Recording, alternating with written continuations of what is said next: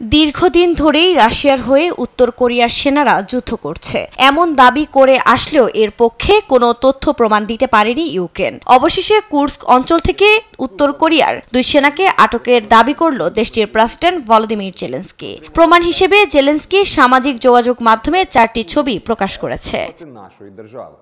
তাদের আটকের জন্য সেনাদের ধন্যবাদ জানিয়েছেন ইউক্রেনের প্রেসিডেন্ট। এ সময় প্রমাণ লোপাট করতে আহত সেনাদের হত্যা করা হয় বলেও দাবি তার।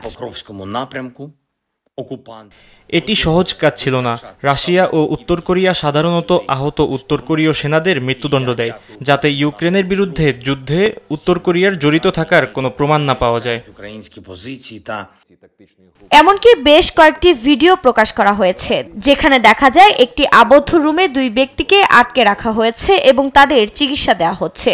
ইউক্রেনের গোয়েন্দা সংস্থা এক বিবৃতিতে জানায়, গেল বৃহস্পতিবার উত্তর কোরীয় সেনাদের ধরা হয়। এর পরপরই তাদেরকে জেনেভা কনভেনশন অনুযায়ী নির্ধারিত সব প্রয়োজনীয় চিকিৎসা সেবা দেওয়া হচ্ছে। সংস্থাটি আরও বলছে, বন্দীদের এমন পরিবেশে রাখা হয়েছে যা আন্তর্জাতিক আইনের প্রয়োজনীয় শর্তগুলো পূরণ করে।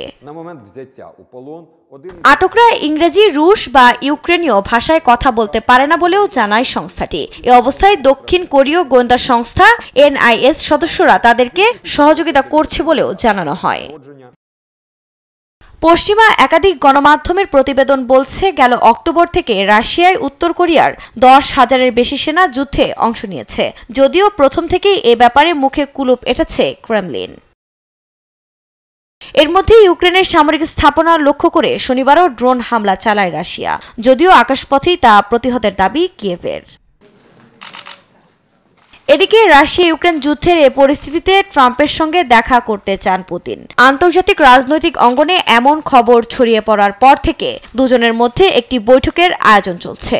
এ নিয়ে তুমুল কৌতূহলও শুরু হয়। এরপর বিষয়টি স্বীকার করে মস্কো। তবে কোথায় কবে বৈঠকটি হবে তা নিয়ে ধোঁয়াশা রয়েছে। এর মধ্যে এই বৈঠক আয়োজনের ইচ্ছা পোষণ করেছে সুইজারল্যান্ড। একে এরই মধ্যে স্বাগত জানিয়েছে জাতিসংঘ। আফরিন মৌ, নিউজ ডেস্ক, দেশ টিভি।